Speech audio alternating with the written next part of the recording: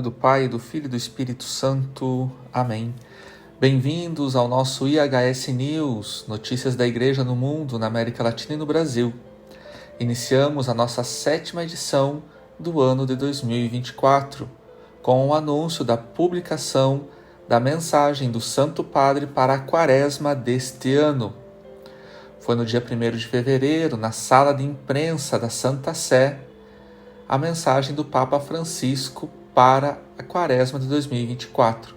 E o título, Através do Deserto, Deus guia-nos para a liberdade.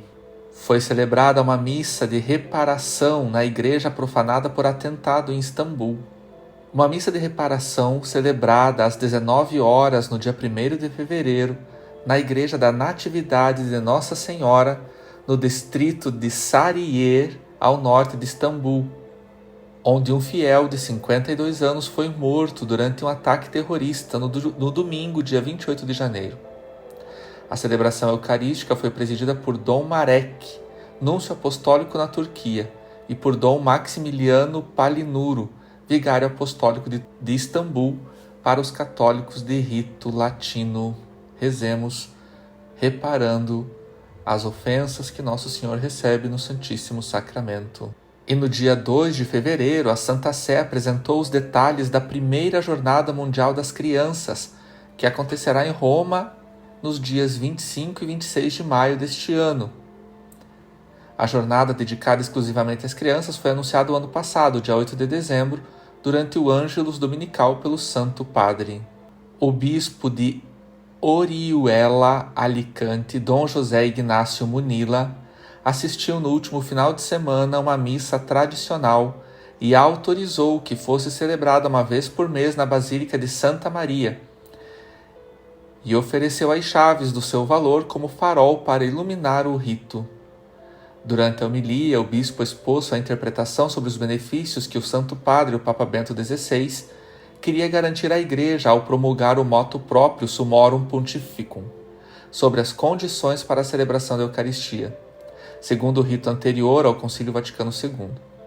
Na opinião do bispo, o Papa alemão pretendia enfatizar a continuidade em contraposição a uma chave da descontinuidade com a qual o Concílio Vaticano II havia sido recebido em muitos ambientes dentro e fora da Santa Igreja. Perseguição religiosa.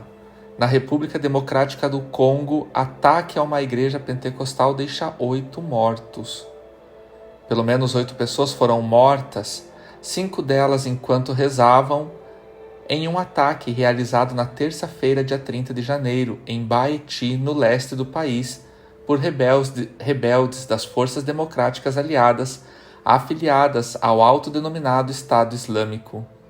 Outras 30 pessoas foram feitas de refém pelos agressores, que também invadiram várias aldeias vizinhas, informaram as agências e fontes de notícias locais.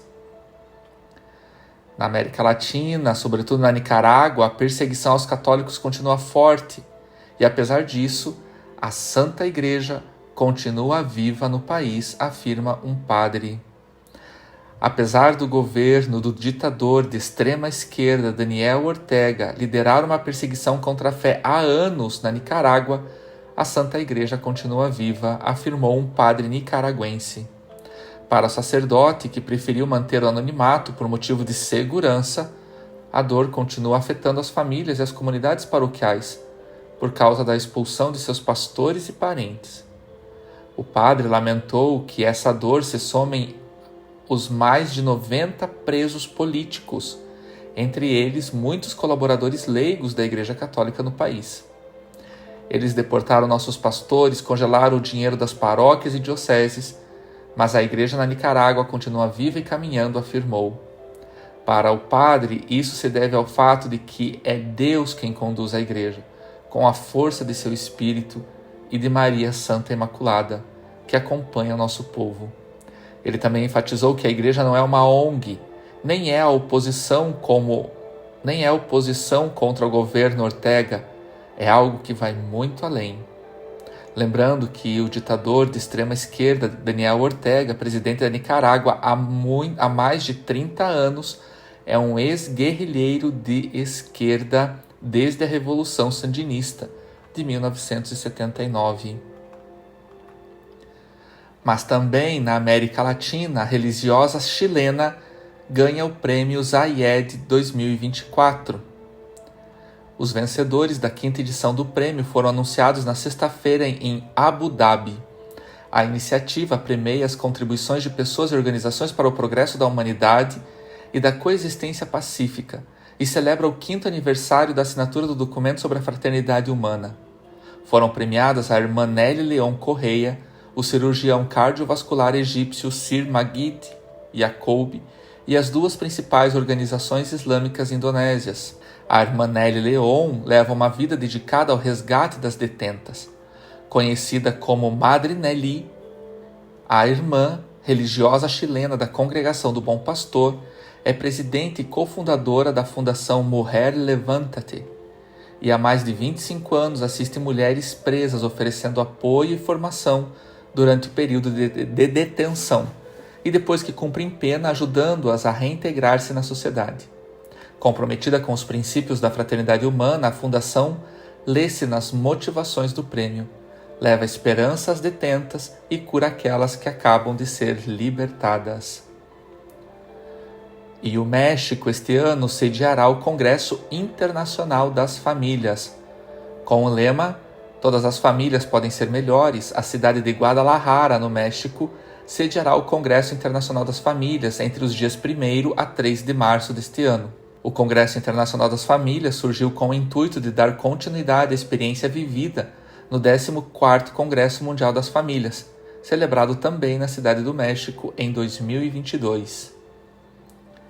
E no Brasil, o Santo Padre nomeia bispo auxiliar para Goiânia. É o Monsenhor Danival Milagres Coelho. Foi nesta sexta-feira, dia 2, que o Santo Padre nomeou bispo auxiliar da Arquidiocese de Goiânia, o Monsenhor Danival, que até então era do clero da Arquidiocese de Mariana e pároco da paróquia de Nossa Senhora da Piedade em Barbacena. Também nomeação de bispo no Brasil para Petrópolis, que vai ganhar um novo bispo. É o Dom Joel Portela Amado, nomeado no dia 31 bispo de Petrópolis. Atualmente é presidente da Comissão Episcopal para a Doutrina da Fé da CNBB e era bispo até então auxiliar do Rio de Janeiro. Rezaremos pelo Senhor Dom Joel Portela e também pelo Senhor Monsenhor Danival Milagres Coelho. O Ministério Público no Brasil investiga hospital privado em São Paulo por seguir doutrina católica.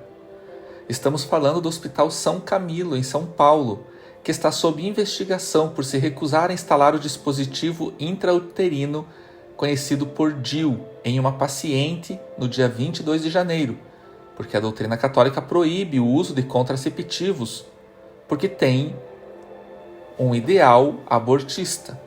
O hospital é administrado pela Ordem dos Ministros dos Enfermos, conhecido como Camilianos. Leonor Macedo, de 41 anos, procurou o hospital para implantar um DIU na unidade de Pompeia, na zona oeste de São Paulo, no dia 22 de janeiro. Ao ter negado seu pedido, Leonor protestou contra o hospital na rede social X, na qual se identifica como @subversiva.